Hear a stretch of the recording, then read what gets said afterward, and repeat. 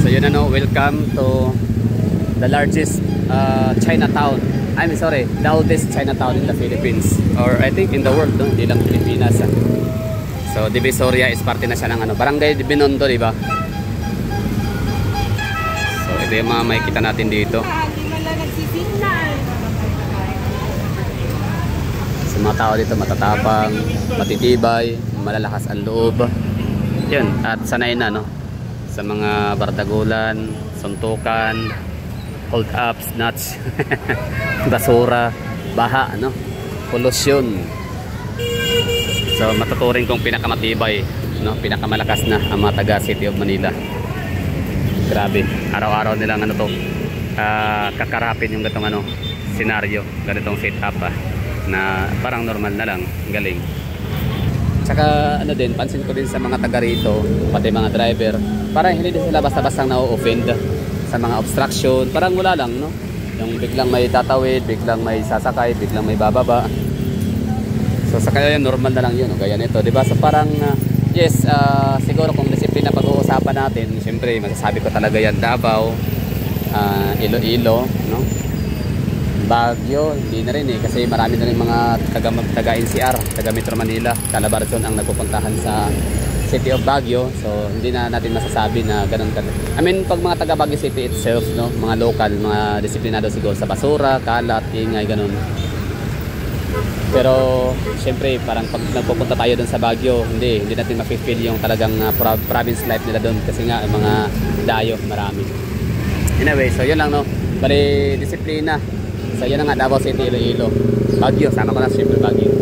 Pero dito, wala, matasawag natin walang disiplina kasi nga basta na lang lumulusot kung saan gaya niyan, di ba? Tumatawid sa barricade, di ba? Kaya nga mayroong barricade na nilagay kasi para walang lulusot, di ba? Para talaga lahat dadaan sa footbridge, di ba? Sa overpass.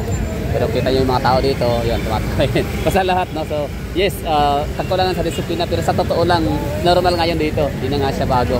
Oo, hindi na siya big deal. Gaya niyan, di ba? Hindi siya big deal talaga, sa totoo lang, no? Kung saan ka ba tatawid na gusto mo. Di ba? Ganyan lang, tatawid tayo. Basta parang normal lang dito. Nagawa rin natin, no? Di ba? Sumuot tayo sa ganyan ka, ano, no? Suotan. Galing, no? So di ko alam kung paano to gagawin ni Yorme Isko Moreno. Basta yung gantong mga ganap dito, normal lang talaga to, no? Yung kung saan tumatawid, saan lumulusot, gaya niya si Kuya, hindi siya makalusot kasi ang laki ng tiyan. Sorry. Pang slim lang yan. So yun, ito yung Divisoria. Di ba? Welcome to oldest Chinatown in the world, located in Manila. Diba? So normal lang to. Basta ang okay ko dito is hindi siya parang sa atin nga na mga taga Davao, taga Iloilo, taga Baguio.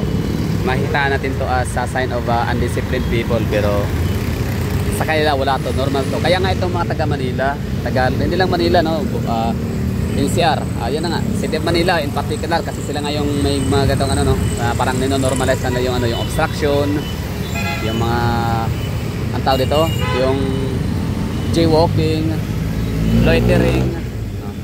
Alam mo tawag siya yun, loitering, di ba yun, nagkakalat-kalat ng mga saan natatapon ng mga basura. So yung mga ganung bagay, normal lang yun dito. Oo, kaya the moment na sila ay makapunta sa Davao City, for example, aba, sobrang mangha sila, sobrang naninibago. Hindi nila maiisip na meron palang ganung nag-i-exist, meron palang ganung lugar sa Pilipinas na ang nakatira ay kapwa pa rin naman Pilipino, pero sobrang iba. Halos masasabay talaga yung opposite.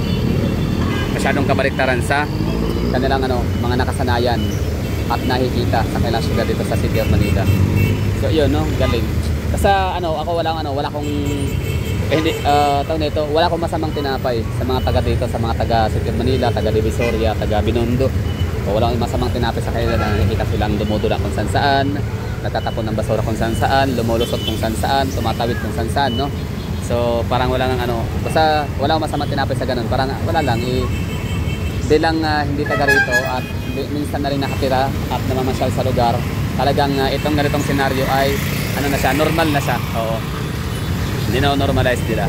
So yun, it's a big challenge para kay sige, lusot pa. So it's a big challenge para kay Yorme, no, na kahit paano baguhin niya. Kaya niya kaya yun kasi almost 3 million if I'm not mistaken, or 3 million na rin siguro yung ano, yung population, kasi sa Davao nga lang ano na tayo eh, we have 2 million mahigit. Tama ba? 2.7 million. Yan na ba ang population sa Davao? Basta marami, no? So, basta ito, second most populous city in the Philippines next to Quezon City. Tapos sinundan naman ng Davao City. So, di ko alam kung kaya ba yung pasunurin, baguhin ni Yorme. At maliban pa doon sa mga bilang na milyon na mga taga rito nakatira, may mga taga ibang syudad din na dumadayo rito at ibang probinsya. So, madadagdagan talaga yung ano, yung populasyon sa syudad nila araw-araw. So, ano sa tingin niyo, no? Kaya ni Yorme yun na baguhin? Or meron kayang siyang ano, planong baguhin? Or mag-implement ng mga istriktong batas na magpapatupad para yung mga tao nga mapapasunod, no? Kahit paano, kasi normal nga sa ito, no? Kumbaga, only in the Philippines.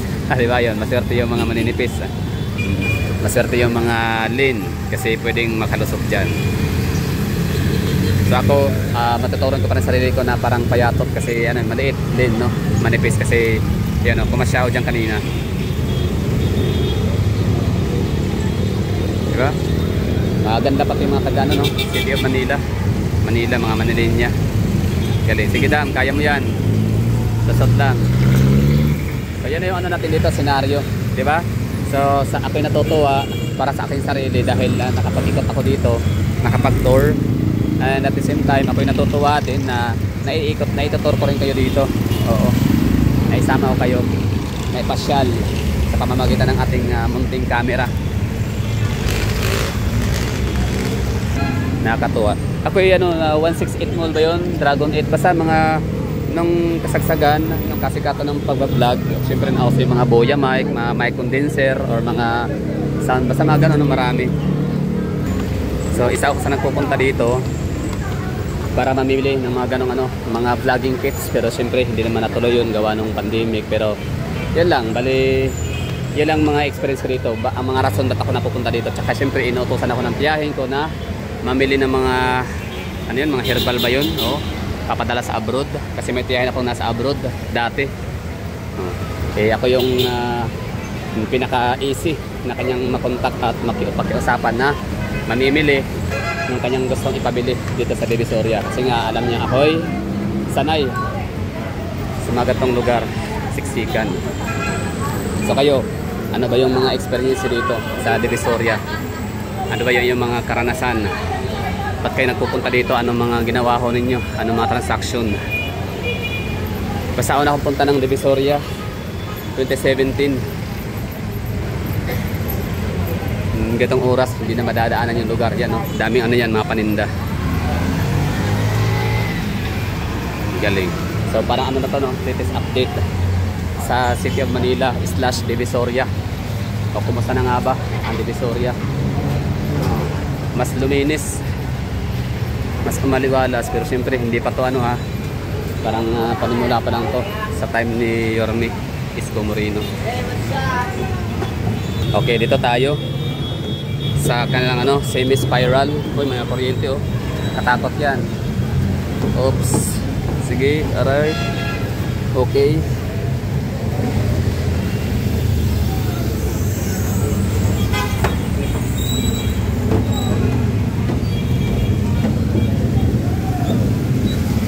Ayun oh, may mga kapulisan oh. Very good, no? So yun yung ano, yun yung rason bakit mas I feel safer kasi andyan nga sila naka-antabay, naka-antabay, no? Naka-bantay, which is very good. At papasok tayo dito sa yung kung anong establishment to dito, basta para siyang ano, market, night market.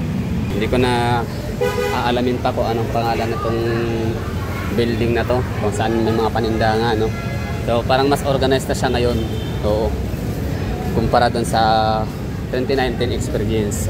2017, 2018, 2019 experience. Kumpara ko sa mga ganong mga taon, di hamak na mas organized itong Divisoria ngayon, no? Sa harap ng Totoban. Pati yung mga ano nga, yung kalsada, yung CM Recto Avenue. Di hamak na organized, nakalakad yung mga tao. Nakapag ano na, nakapaglakad na ng straight ang mga tao kasi dati pahalang eh. Paslaatan ito. Pa side view.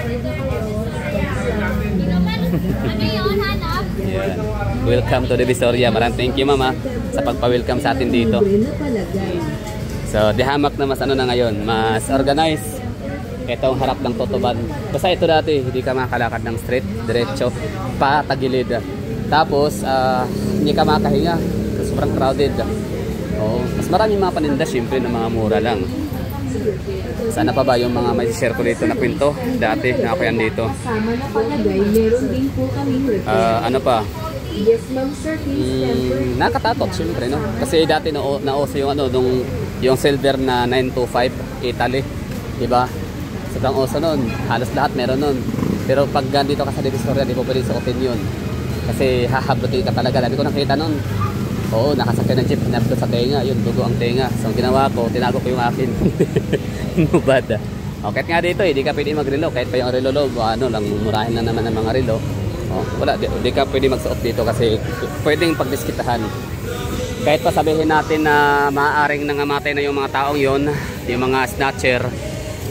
Siguro at least man lang I mean kahit pa sabihin na namatay na yung mga yon, baka siguro may mga natitira pa rin para bang sa safeguard. 99.9% kills germs, so hindi talaga nauubos. Kaya parang night market nila dito. Nice one. So para siyang ano, hawig siya sa Karkar ng Cebu. Malinis version nga lang pa dito. Malinis, I mean maluwag, gano'n. Oh, so Cebu City, no, sa malaking challenge dito sa ano, sino bang bago ba ang mayor, 'di ba si Mike Rama yon nung araw, tapos napalitan ni Garcia, yung kapatid ni ano, ni Gwen Garcia, tapos ngayon di ko alam kung sinong bagong mayor sa Cebu City. So challenge siya, no, sa kung nagawang pagandahin, mas walang amoy, hindi na ganun kabaho. Wala talagang baho, wala akong naamoy na ano dito, amoy basura. So whereas sa ano, sa may Karkar ba yun? I mean Carbon, sorry, hindi pala Karkar. Sa Karkar is another city pala yun. So Carbon, no? Carbon night market. So yung lugar nila may mga maamoy ka mga bulok na mga gulay. Oo, syempre palengke kasi yun malapit. Kaya given lang ho yun. I mean given, pero hindi naman pwedeng gawing rason na kung gusto yun talaga. Oo. So walang pinagkaiba ang lugar nila sa lugar natin. Pagdating sa mga sineserve na pagkain, mga ino-offer nila, prutas. Okay, labas na naman tayo dito, hindi naman tayo kakain din. Tutor lang tayo ng konti. Totoban Mall, harap. Totoban Center, diba? Ganda dito. At napakaliit itong dinaanan natin, ating nilalakaran ngayon. Napakaliit lang to na porsyon ng ano, Divisoria / Binondo. Tama ba? Sakop ba sa Binondo? Basta, ganda dito. Lumang establishment. The new Totoban Night Market. Oh, meron silang bago din. Tara natin, oh. 100 na lang. Ate, kuya, walang t-shirt. Yun, no? Meron silang ginawang bagong night market. Grabe, napakalayo ng agwat ng boto ni Laconia at saka ni Isko Moreno. Ayun na, so tinanong ko yung tao, yung guardia. Hindi pala to, sorry ha. So marami akong mga finifeed, sinasabi ng mga maling information kanina sa simula. Yun na nga, Divisoria is hindi pala siya sakop ng Binondo. And hindi rin siya sakop ng Chinatown. Ganon, no? So sorry sa aking sinabi. Although kahit pa sinabi kong hindi ako sure. Pero yun, the mere fact na di ako nag-research. Okay lang yun, no? I stand corrected. Kaya nga ako nagtanong kasi di nga ako sigurado. Buti na lang tinanong ko siya at least bago matapos itong video ko na to, ma-correct natin yung ating sarili. So this is Totoban Center. I mean ganda, oh. Okay na tayo, we're done. So tunguhin or puntahan pa natin yung Chinatown. Sige. Yun na. Thank you for watching.